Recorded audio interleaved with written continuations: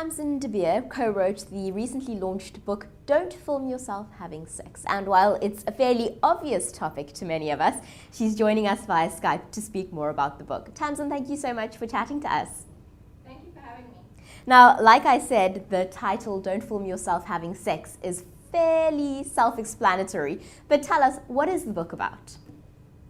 Well, people think that it's just a catchy title, but it actually is very important legal advice, and it stems from a real legal case that my partner Emma had to deal with, where a young woman, our exact contemporary, 29 years old, from Johannesburg, very well educated, was filmed having sex without her knowledge by her boyfriend.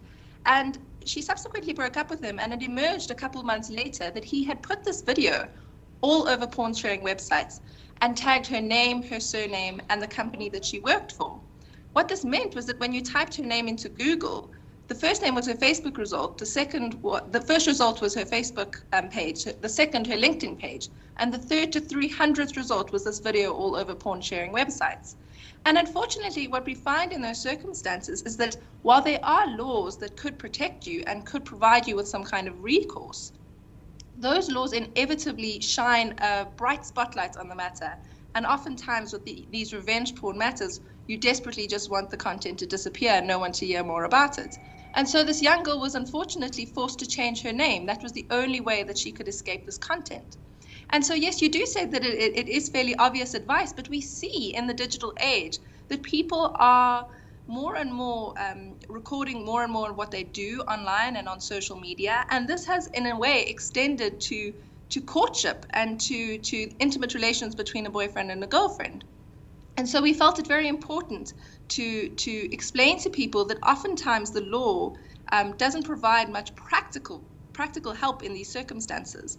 But it is a book that is about so much more than revenge porn and filming yourself having sex. It really is a codification of every single law that we find could be applicable to social media and what people are doing and saying online.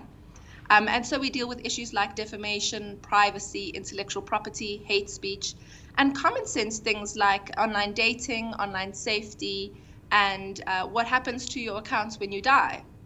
We then have a whole section dedicated to business, from the hiring to firing stage.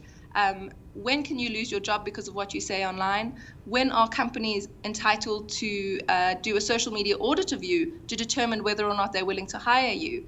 And how companies can manage their own social media platforms effectively and mitigating against the risks that they face. And then, very importantly, we have a whole section dedicated to children on social media from a legal perspective, talking about issues like cyberbullying and sexting, which has unfortunately become somewhat of an epidemic in our schools. So it really does attempt to codify every single aspect that could be of use legally, in terms of disciplinary consequences and in terms of reputational consequences when we're dealing with online behavior.